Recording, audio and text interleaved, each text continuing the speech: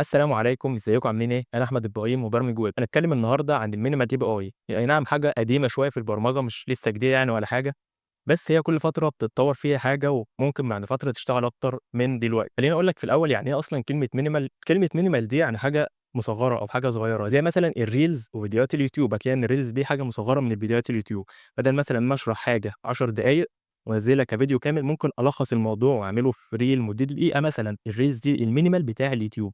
فبالضبط الminimal API هي الحاجة الminimal بتاعة الAPI الكاملة، الweb API، بدل ما كان عندنا MVC كبير وAPI كبير، عملوا حاجة اسمها minimal API تكون مصغّرة ومناسبة للحاجات الصغيرة. فالminimal API هي حاجة تعمل بيها API عادية بس بstructure وlayers أقل بكتير أوي من الweb API. طبعًا الMVC والAPI هي مش حاجة فيها عيوب مثلًا، فإحنا طلّعنا حاجة نحل العيب ده بيها، لأ هم طبعًا حاجة كاملة جدًا وأحسن بكتير أوي تمام، بس كل الحكاية إن إحنا ساعات بنكون محتاجين حاجة fast startup وتكون صغيرة ومناسبة للمشاريع الأصغر، وخصوصًا في الmicro services لو إحنا بنعمل حاجة كده إيه شوية خدمات صغيرة، أي حاجة مشروع صغير خالص يعني، فهنحتاج minimal، حاجة minimal بقى، حاجة مصغرة بإن المشروع ده مشروع صغير. فالminimal API هو مش بديل، هو مش بديل للweb API أو الMVC، هو option. فإحنا عندنا 3 options، الweb API والMVC والminimal API. فالفكرة الأساسية اللي اتبنى بيها الminimal API إن هو بيلغي أصلًا فكرة الcontroller اللي هو كان الأساس بتاع الweb API، وتخلّيك بس في program CS تعمل فيه الendpoints بتاعتك، يالّا يا باشا HTTP get post، هات request خُد response، الموضوع خلص. طَب إيه الوقت المناسب إني أستخدم الminimal API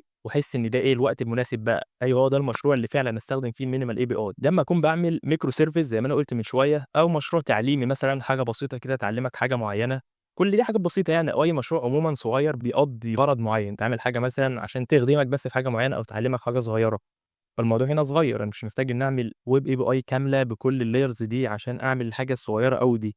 فأنا قدّامي بقى في الحالة ديّة حاجة اسمها minimal API، فليه ما استخدمهاش؟ طب إيه خلّى أصلًا مايكروسوفت تعمل الحاجة دي؟ مع إنها عاملة أصلًا الweb API والMVC اللي هم حاجات كاملة واشتغلوا مشاريع صغيرة ومشاريع كبيرة، ليه أصلًا فكّروا في الموضوع إن هم يعملوا minimal API من الأول؟ هم عملوا الموضوع ده بقى كلّه مخصوص أو مش مخصوص يعني عشان شوية حاجات كده، زي مثلًا إنها تقلل overhead، تعمل startup أسرع من الweb API بحيث إن الASP.NET Core يفتح أسرع كتير برضه. وكمان بقى لو واحد بيتعلم نود أو بايثون وفكر كده مثلًا إن هو إيه، طب ما نروح نجرب الDotNet، لو راح قابل في وشه على طول الWeb API فهيتصدم، هيرجع تاني في كلامه ويرجع للبايثون أو النود.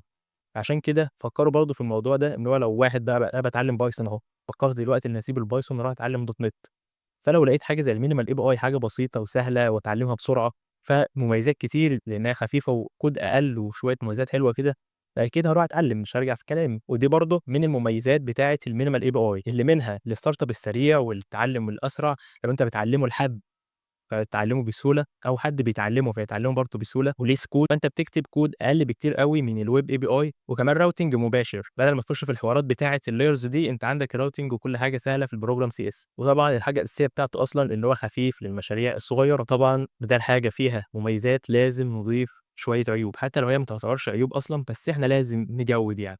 أول عيب فيه وهو مش عيب، هو أصلًا الحاجة الأساسية إن هو معمول عشانه، إن هو مش بينفع للمشاريع الكبيرة. ومحتاج إنك ترتّب الكود كويس، دي برضه حاجة أساسية عشان هو أصلًا ما فيهوش layers بتنظّم لك الكود، لأ أنت بتكتبه في مكان واحد، فأنت محتاج إنك تنظّم كودك طبعًا عشان بعد كده الدنيا ما تخربش منك، لإن لو بعد كده حبيت إنك تزوّد شوية features أو تعدّل حاجات، فأنت لازم من الأول خالص تضبّط الدنيا وتنظّم كودك عشان الدنيا ما تلخبطش منك بعد كده. وده مثال على الend points بتاعة الminimal API، شوف قد إيه هي بسيطة أصلًا وبتخفف الموضوع أوي عن الweb API، والموضوع كله بيكون في مكان واحد، هنا تحس إن الموضوع أسهل بكتير أوي والدنيا صغيرة كده وسريعة، ومن غير ما أضيف كنترولر ولا كلاسات كتيرة وكل الحوارات دي. فلو أنت عايز تبدأ تتعلم .NET وحسيت إن الموضوع لأ أنا مش عايز أخش في الMVC، مش عايز أخش في الweb API دي عندنا حاجات كتيرة، ابدأ بالminimal API هيعلمك أصلًا كل حاجة تقريبًا، هيكون فاضل لك لمّا تيجي بس تخش في الweb API هتلاقي حاجة صغيرة خالص اللي بتوضح لك، وبرضه نفس الكلام في الMVC هتلاقي برضه شوية حاجات صغيرة خالص اللي ناقصة إنك عايز تتعلمها. فأنت لو عوزت بعد ما تتعلم الminimal API إنك تعمل مشروع أكبر، بسهولة خالص هتتعلم الweb API وتخش في الweb API. وبس كده، يا رب يكون الفيديو عجبكم، ما تنساش تعمل لي subscribe على الفيديو ده. سلام.